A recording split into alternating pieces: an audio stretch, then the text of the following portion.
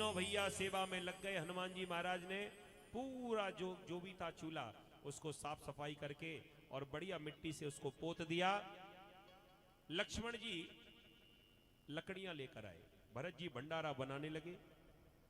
सब्जी भाजी को अमनिया करने की व्यवस्था शत्रुघ्न ने अपने हाथ में ली।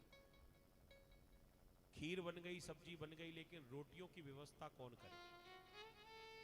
जानकी जी की तरफ इशारा किया कि बैठे बैठे बहुत दिनों तक खाई है, अब थोड़ा तुम ही रोटियां बनाओ। मैया जानकी राम जी की आज्ञा पाकर अब रोटियां बनाने लगी। और अभी हम शिव महापुराण की कथा में सुन रहे थे कि साक्षात शक्ति ही मैया जानकी बनकर प्रकट हुई।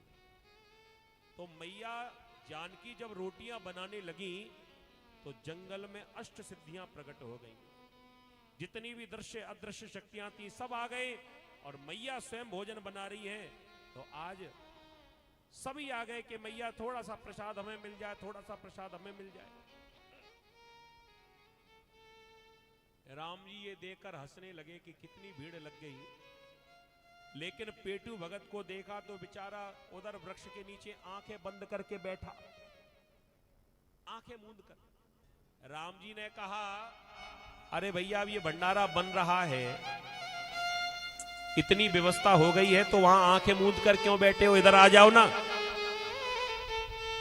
पेटू भगत कहने लगा, महाराज हम आंखें नहीं खोलेंगे। क्यों? कह दिया, ये हमसे देखा नहीं जा रहा है। अरे देख तो लो, कम से कम आंखें खोलकर देखो तो सही, कैसा भंडारा सुंदर बन रहा है, जरा देखो, दर्शन करो। कह दिया, दर्शन करके क्या होगा जब मिलना ही नहीं है। मिलेगा क्यों नहीं? कह दिया, कहां से मिलेगा, थोड़ा बहुत बचता तो ये मेला लग गया यहां पर। महाराज हमें तो लगता है कि आज हमें एक ग्रास भी नहीं मिला। बेचारा रो रहा था। गुरुजी ने कहा था कि पीछा करूंगा जाकर, और आज पेटू भगत के गुरुजी पीछे पीछे आए और जैसे आवाज लगाई, पेटू भगत, गुरुजी की आवाज सुनकर तुरंत ही खड़े हो गए। हमारे गुरुजी आ गए। गुरुजी आप भी चले आओ। आपने हमें कहां ये ठाकुर जी के चक्कर में डाल दिया।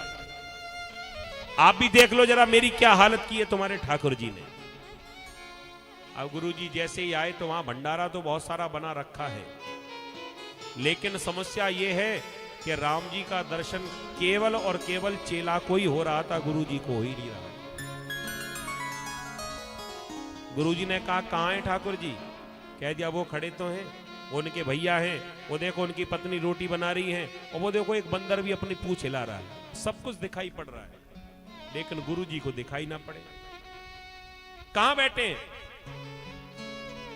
पेटू भगत कहने लगा, वो बैठे हैं, वो देखो सामने मुस्कुरा रहे हैं। राम जी ने कहा कि सुनो, हमारा दर्शन केवल तुमको ही होगा, तुम्हारे गुरुजी को नहीं हो सकता। बेचारा रोने लगा। रोते रोते कह दिया कि महाराज ये तो और बड़ी समस्या है, हमें दिखाई पड़ रहे हो, हमारे गुरुजी को दिखाई नहीं पड़ रहे हो। मैं तो कुछ जानता भी नहीं हूं, लेकिन मेरे गुरुजी तो सब कुछ जानते हैं, तो ये दर्शन केवल मुझे हो रहा है, गुरुजी को नहीं होगा।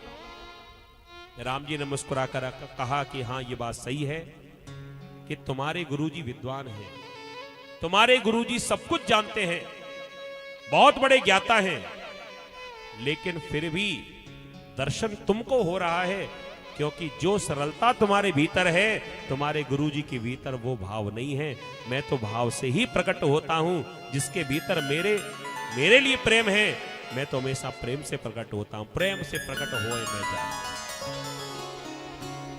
आज रोते हुए कहा, ठाकुर जी मैंने आपको बहुत भोजन कराया है, बार बार भोजन कराया है, लेकिन गुरुजी को अगर दर्शन नहीं हुआ ना तो गुरुजी मेरी बात पर विश्वास नहीं करेंगे। आप ही कह रहे हैं कि विश्वास तेरे भीतर है, गुरुजी के भीतर है नहीं। तो गुरु के भीतर विश्वास ही नहीं है तो दर्शन मेरी बात पर कैसे भरोसा करेंगे? अगर आपने मेरी सेवा को स्वीकार किया है तो एक झलक हमारे गुरुजी को भी दर्शन करा दे। राम जी आज मान गए, भगत के वश में है भगवान, और आज राम जी ने उनके गुरुजी को भी दर्शन दे दिया। बोले सियावर रामचंद्र भगवान की। गुरुजी भी गदगद हो गए, आंखों से आंसू निकल पड़े और चेला से कह दिया कि जीवन का आज तूने नियम बदल दिया। अभी तक तो यही कहा जाता था कि गुरु ही चेला को प्रभु का दर्शन कराते हैं, लेकिन आज ऐसी लीला हो गई भगवान की कि चेले ने ही गुरु जी को भगवान से मिला दिया। तो ध्यान रखना, ना भगवान गुरु को मिलते हैं ना चेला को, भगवान तो केवल उनको मिलते हैं जिनके भीतर भगवान के प्रति सच्चा प्रेम होता है। प्रेम से बोलो राधे राधे।